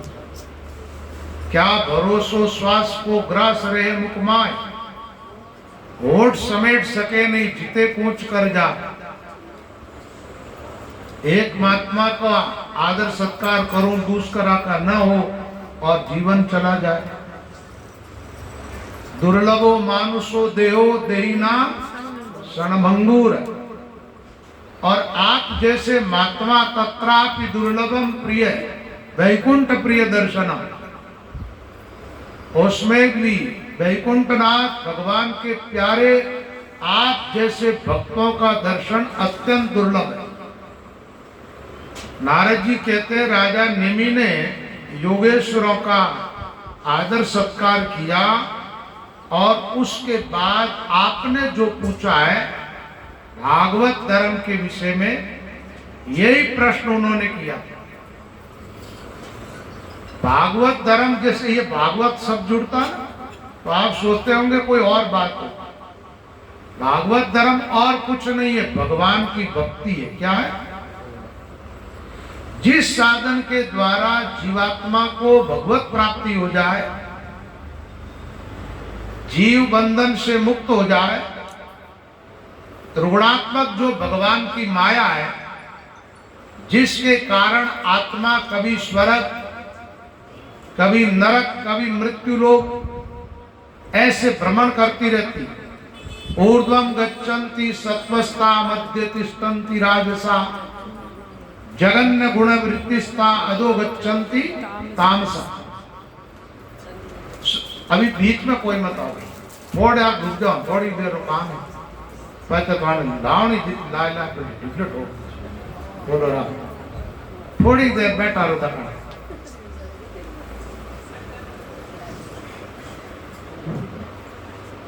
सतोगुण की प्रधानता आपके जीवन में होगी तो आप स्वर्ग में जाओ, मर्त्य धर्म। और रजोगुण की प्रधानता रही तो मृत्युलोक में आओगे। तमोगुण की प्रधानता रहेगी तो नरक में जाओगे। और जीवन में भक्ति की प्रधानता है तो कौन मिलेगा? भक्ति की प्रधानता है तो भगवत प्राप्ति होगी। अच्छा, भक्ति को स्थापित करना जीवन में तो जीते जी करना होगा। भजन करना है, भक्ति करनी है, तो जीते जी साधन करना होगा। और एक बात है, वो भी मृत्यु आने के पहले आदमी को सावधान हो जाना चाहिए। अच्छा, ये बच्चे जो पढ़ाई करते हैं, पेपर देने के लिए जाते हैं, वो पढ़ाई पहले करते हैं, जिस दिन इन्हें हाथ में पेपर दिया जाता है उसी दिन करते हैं। पहले से अच्छी पढ़ाई की हुई है तो जो सवाल आएगा उसका उत्तर ठीक से लिख के आ जाए। और पहले कुछ भी नहीं पढ़े तो फेल होना। फिर तो पहले को साधन किया कदे न जावे बात, रामचरण करड़ी वक्त अंत समय हुई याद। अंत समय हुई याद, लगन जा लागी हुई, और करावे याद, याद होवे नहीं कोई। ताते समर्थ राम को मनसा वाचा साध, पहले को साधन किया कदे न जावे बात। पहले से साधना। अच्छा, साधना क्या करे? भागवत धर्म क्या चीज है? अपना मन है ये किसमें लगाना चाहिए? भगवान। आश्रित किसके होना चाहिए? भगवान। भगवान में मन लगाओ, भगवान के आश्रित हो जाओ, भगवान की प्रसन्नता के लिए कर्म करो। जहां रहते हो ऐसे भाव बनाओ, जिस घर में रहते हो ये घर किसका है? एक कोई सज्जन व्यक्ति था जो नया मकान बनाया, एक महात्मा को लेके गए घर में। तो घर में लेके गए तो महात्मा जिस वस्तु की तरफ इशारा करते, ये किसका रूम है? बोले राम जी का। बच्चे आ गए, ये किसके? राम जी के। मतलब जो चीज वो सब राम जी की। घर में एक छोटो मंदिर हो, बोलिए किसका? यही राम जी का। उस मंदिर में एक छोटी सी मूर्ति थी। घर में कभी भी बड़ी मूर्ति नहीं रखनी चाहिए। सगुण उपासना करने वाले अपने मंदिरों में मूर्ति रखते हैं ना, तो ठाकुर जी की मूर्ति घर में छोटी सी होनी चाहिए, बड़ी नहीं। बड़ी हो तो मंदिर बनवाओ। तो मंदिर के अंदर मूर्ति थी, उसकी तरफ महात्मा ने इशारा किया, ये किसका? तो वो कहता ये मेरा है। यानी ये जो मिला ये तो सब किसका है? राम जी का। और राम जी किसके हैं? और मैं किसका हूं? राम जी का। ऐसे भाव बना लोगे, शायद संसार से पार हो जाओगे और भागवत जो सुनी उसका पूरा लाभ मिल जाएगा। इतना ही भाव बनाना, मैं राम जी का, राम जी मेरा, और मुझे जो भी मिला, चाहे परिवार, घर बार, धन संपत्ति, मान आदर, पद प्रतिष्ठा, जो कुछ भी, वो सब किसका? अच्छा, अपनो शरीर हो कि तन भी तेरा, मन भी तेरा, तेरा है पिंड प्राण रे। तन भी तेरा, मन भी तेरा, तेरा है पिंड प्राण रे। तू है मेरा, मैं हूँ तेरा, ये दादू का जान रे। तू है मेरा, मैं हूँ तेरा, ये दादू का जान रे। तन मन धन सब कुछ है तेरा, तेरा तुझको अर्पण क्या लागे मेरा। अच्छा, ये सब कुछ भगवान को अर्पित करते हो, उस समय अपने आप को बचा के मत रखो। ठाकुर जी के चरणों में अपने आप को समर्पित कर दो, यही भक्ति है। तो योगेश्वरों से महाराज नेमी ने भागवत धर्म के बारे में प्रश्न पूछा। तो इन योगेश्वरों में सबसे बड़ा भाई कौन है? उसका नाम है कवि। उसने इसका उत्तर दिया, भगवान के चरणों की उपासना सब प्रकार के भय को मिटाने वाली। सब प्रकार का भय यानी लोक में भी भय और अंत में परलोक में भी भय। लोक में भूत प्रेत, डाकनी साकनी, तंत्र मंत्र, हानि लाभ, तिरस्कार आदि का भय रहता आदमी, और परलोक में शरीर छोड़ करके जाते हैं तो भय किसका? और जिस समय भाई कुटुंब परिवार आदि तो सब पीछे रह जाता है। ये गैली बात है, नहीं कुटुंब संगिया नहीं कुटुंब संग जाई, अटे मिलिया ने अटे भी हिचड़ा मारियली जाने जुरे बनाई। नहीं कुटुंब खाई पीने मैन सुने दे दे ऊंचा धाम, जब जमकंठा बैठ सी कोई नहीं आवे, तो सब प्रकार के भय से आत्मा मुक्त हो जाती है। कवि कहते हैं भगवान के चरणों का जो जीव सारा ले लेता है। फिर बताया गया अनेक महात्माओं ने ये उपदेश किया, एक दो की बात नहीं। अब भगवान की उपासना का भी एक तरीका बताया। एक आदमी मूर्ति पूजा करता है, किसकी? तो मूर्ति की तो पूजा करता, लेकिन भगवान के भक्तों का आदर नहीं करता, सब में भगवान को नहीं देखता है, जीवित प्राणियों की सेवा नहीं करता, वो आरंभिक भक्त है। जैसे छोटे बच्चे होते हैं, बच्चों को जब पढ़ाया जाता है तो उनके अक्षरों के साथ में चित्र जोड़ दिए जाते हैं, चित्रों के माध्यम से वो अक्षरों को याद करता है। आरंभिक भक्त जब आगे बढ़ता है तो साधु संत और गुरुजनों में राम जी को देखता है। हरिमय संत, संतोमय हरि, हरि जी से अंतर्नाथ। फिर और जब आगे बढ़ता है वो, तब वो समस्त जीवित प्राणियों के अंदर परमात्मा को देखता है। घटी में देवल, घटी में देवा, घटी में सहज करे मन सेवा, घटी में 5-25 पंडा, घटी में जागे ज्योति अखंडा, घटी में पाती फूल चढ़ाऊं, घटी में आतम देव मना।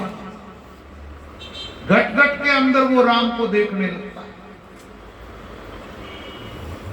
और इसकी उपासना बढ़ जाती है और विवेक बढ़ता है।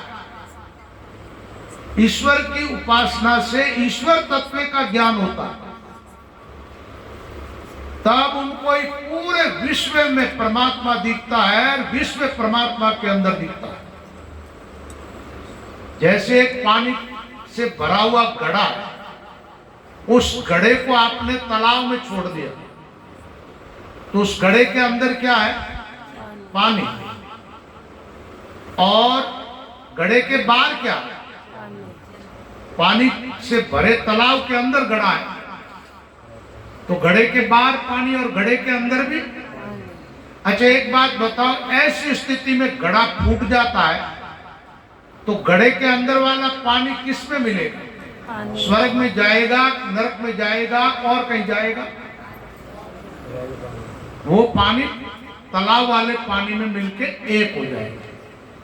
जब आप देखोगे बाहिरंतश्च भूतानाम अचरम चरमेव च, चर अचर समस्त प्राणियों के बाहर भीतर मेरा परमात्मा ही है, ऐसा आप जब अनुभव करने लगोगे, ये क्या है? ये भागवत धर्म है।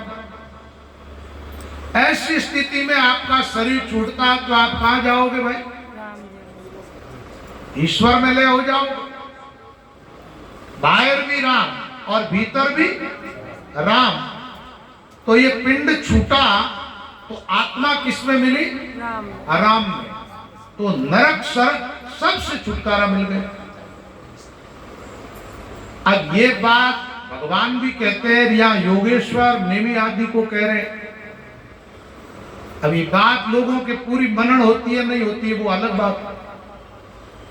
भगवान कहते हैं यो माम पश्यति सर्वत्र सर्वं च मयि पश्यति तस्याहं न प्रणश्यामि स च मैं न प्रणश्यति। जो समस्त प्राणियों में मुझे देखता है, सारे प्राणियों को मेरे अंतर्गत देखता है, उसके लिए मैं कभी अदृश्य नहीं होता। उस भक्त को हमेशा निरंतर मेरा दर्शन होता रहता है, और मेरे लिए वो भगत अदृश्य नहीं होता, वो हमेशा मेरे सामने ही रहता है। आप ठीक से गीता अध्ययन कर लो, चाहे भागवत अध्ययन कर लो, बात तो यही समझनी पड़ेगी। चाहे संतों की वाणी यही बताती है, राम ही राम सबे भरपूरण, राम बिना नहीं खाली जगह, जल में थल में वायु पावक में, जैसे सूतक साज तगाई तगा, सचराचर में तीर्थावर में, जैसे हेम के भूषण हेम लगा, हे राम चरण बिना गुरु ज्ञान, भूल फिरे चाऊ देश भगा। कोई के हरिपूरब में, कोई के उत्तराखंड पावे, कोई के परमेश्वर पश्चिम, कोई एक दक्षिण देश बतावे, चारों दिशा विचरे हरि के हित, आप खोजा बिना आयु गमावे, राम चरण बिना गुरु ज्ञाने, जीर्णो सुमारक आतना। अपना घटको खोज रण दिन सुमरण करिए, भागवत का यही उपदेश है। राम को खोजने के लिए कहीं दूर मत जाओ, अपने आप में खोजो। कहा? अपने आप। योगेश्वरा ने नेमी राजा को उपदेश किया, अवतारों के बारे में भी बताया। जब जब आवश्यकता पड़ती है, कुछ व्यवस्था बिगड़ती है, तो भगवान अवतार धारण करने का मतलब इतना ही है सर्वत्र है, वो लोगों के सामने प्रकट हो जाए, लोगों की मदद करने की। ये श्लोक तो आप सब जानते हो, यदा यदा ही धर्मस्, यदा का अर्थ क्या होता है? जब जब धर्म की हानि होती है, अधर्म की वृद्धि होती है।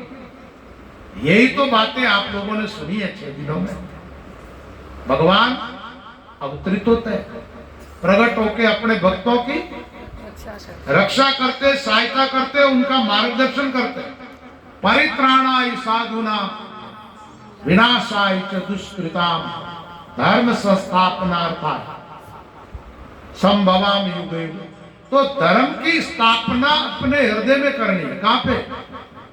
वो धर्म आपके काम आएगा जिसकी स्थापना। एक बात बताओ, आपकी आत्मा कहां है? अपने आप में ही एक बार। तो धर्म किसको? आत्मा को चाहिए और किसी को? तो जहाँ आत्मा है या धर्म को बिठा। यहां बिठाने का धर्म का स्वरूप क्या है? पहले ही दिन मैंने एक श्लोक बताया था भागवत का, धर्मम भजस्व सततम। धर्म का स्वरूप परमात्मा है। धर्म और ईश्वर औतप्रोत है।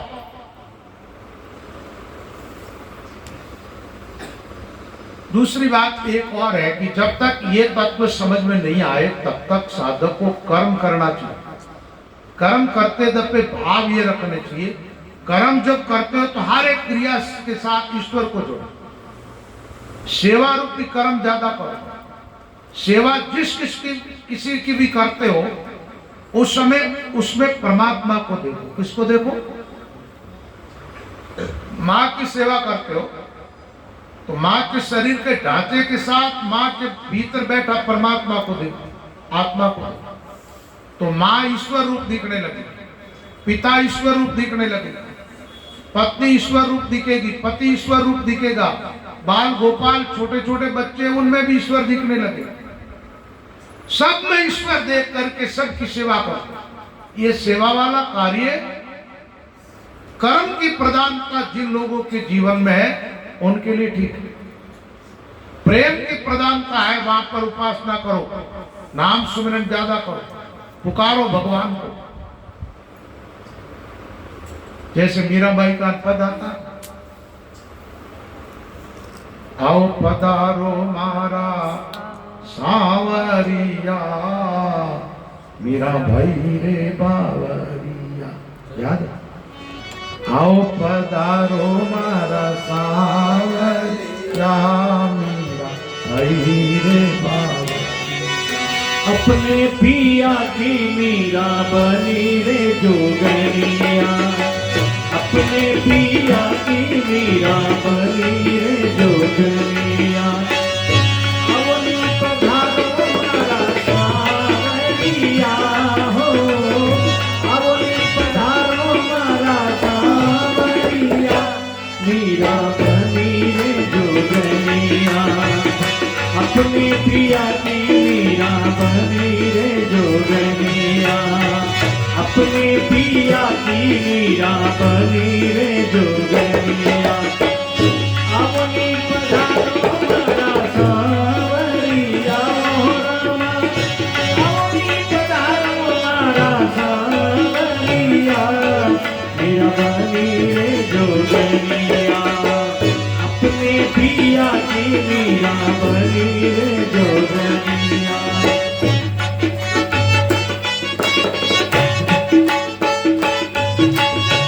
सावरा के कारण में तो रोज सगला बावले, सावरिया के कारण में तो रोज सगले बावले, दर्शन दीजो मोहे आई हमारे बावले, छोड़ो साथियों में तो दी हरियो रामा, छोड़ो हरियो में तो साथियो, मीरा बनी रे जोगनिया, अपने पिया की मीरा बनी रे जोगनिया, वो अपने पिया की मीरा बनी रे जोगनिया।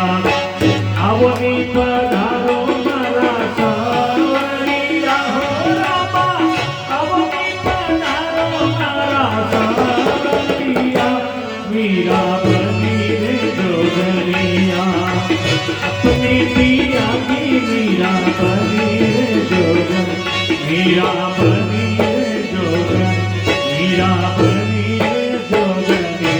बोल सच्चिदानंद भगवान की जय। योगेश्वरा ने समझाया चारों युगों में अलग अलग तरीके से भगवान की पूजा का विधान है। सतयुग सत्य, त्रेता में तपस्या, द्वापर युग में पूजा यज्ञ आदि और कलयुग में नाम। कहते हैं योगेश्वरा ने राजा नेमि को उपदेश किया। इस उपदेश को धारण करके नेमि विदेही कहलाए। योगेश्वर उनको गुरु मिले और इस वंश में फिर जितने राजा हुए जनक के नाम से कहलाए और सब के सब विदेही। कहते हैं द्वारका के अंदर एक बार ब्रह्मा इत्यादि समस्त देवता आकाश में आकर के खड़े हुए और भगवान कृष्ण से ब्रह्मा जी आदि प्रार्थना करते हैं। ब्रह्मा जी कहते हैं प्रभु जिस प्रयोजन के लिए आपका अवतार हुआ था वो करीब करीब कार्य सफल हो गया। अब आप कृपा करके वापस स्वधाम पधारे। इन देवताओं की इच्छा है कि वे हमारे लोक में होते हुए भगवान परम धाम को प्राप्त हो। भगवान ने ब्रह्मा जी से कहा देखो करीब करीब काम तो हो गया लेकिन थोड़ा सा काम बाकी है। अभी ये जो यदुवंश है ना ये धरती पर भार है। ये जब तक मैं हूं तब तक ठीक है। तो एक बार ये सब खत्म हो जाए, इनको अब ऋषियों का श्राप तो मिल ही गया है, जल्दी खत्म होने वाले हैं और इनके नाश होने के बाद में परम धाम को, इसका मतलब भगवान का अपना पराया कोई नहीं है। और ये यदुवंश यदि रह जाते कृष्ण के जाने के बाद, ये तो यही आत्मता ही हो जाती। इस प्रकार भगवान ने ब्रह्मा आदि देवताओं का आदर सत्कार भी किया और उनको वापस भगवान विराजमान है। उद्धव जी भगवान के पास रहते हैं। उद्धव जी को पता चल गया भगवान अब अपनी लीला समेटने वाले हैं। तब उद्धव भगवान कृष्ण के पास में आते हैं, प्रणाम करते हैं। कृष्ण के प्रति उद्धव जी के जीवन में बड़ा प्रेम स्नेह है। उद्धव प्रार्थना करने लगा, बोले प्रभु मैं तो आपके वियोग में एक क्षण भी जिंदा नहीं रह सकता और मुझे लगता है कि आप अपनी ये लीला आप समेट लेंगे। उद्धव जी को भगवान जो उपदेश करेंगे भगवान का उपदेश प्रधानता से एक तो अर्जुन को किया भगवान ने, और दूसरा तो ये जो भी प्रसंग होगा ये भी भगवान सुनाएंगे। तो महाराज यदु और दत्तात्रेय का प्रसंग सुना करके कृष्ण उद्धव को समझाएंगे। ये जो भी प्रसंग आपको कल सुनाएंगे। अभी ठीक 5 बज गए। थोड़ी देर के लिए आप सब भाई बहन भगवान नाम का कीर्तन करेंगे और फिर आरती। कृष्ण गोविंद गोविंद कृष्ण गोविंद गोविंद गोपाला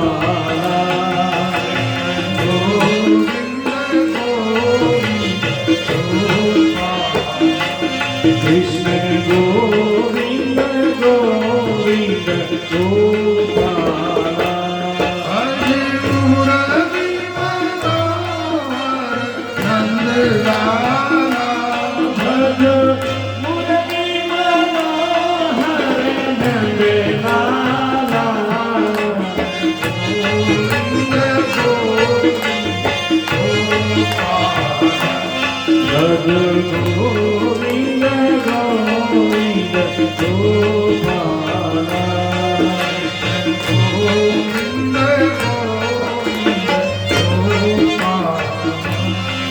गोविंद गोविंद गोपाला